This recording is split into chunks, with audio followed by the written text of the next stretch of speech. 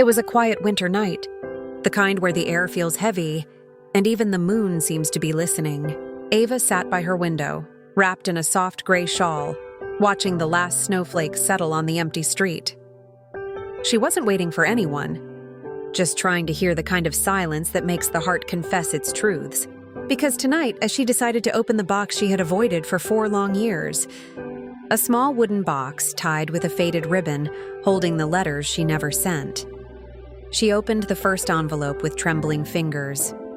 The paper smelled like old hopes. It was dated the day he left, the day she stood smiling, pretending she wasn't breaking inside. The letter said, "I hope one day you understand why I didn't ask you to stay. Some people love so deeply, they choose silence over selfishness." Ava closed her eyes.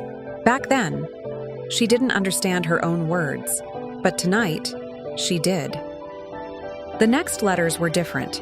Short sentences written on lonely nights, unfinished paragraphs from days she felt strong, and long pages from nights she nearly gave up. They weren't love letters. They were survival notes. Words she wrote to make sure her heart didn't forget how to feel. One letter said, "I don't miss you every day, but on the days I do, it feels like the sky is falling only on me." Another said, "I'm healing, but slowly. Like a cracked cup someone still keeps because it once held something warm." But the last letter, that one shook her. It wasn't written for him. It was written for herself. "I promise I'll stop loving you the day I learn to love myself more." Ava felt her breath tremble. This was the night she realized she wasn't holding on to him. She was holding on to the version of herself who wasn't ready to be loved again. The snow outside grew heavier, curling around the streetlights like soft memories. Ava tied the box again, but this time, not to hide the past, but to honor it.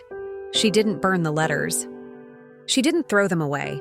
She simply placed them back on the shelf as reminders of the girl who survived. And as she blew out the candle, she whispered softly, "Thank you for leaving, because losing you made me find myself." The room grew quiet again, but this time the silence felt warm. The kind of warmth that only comes when a heart finally forgives itself.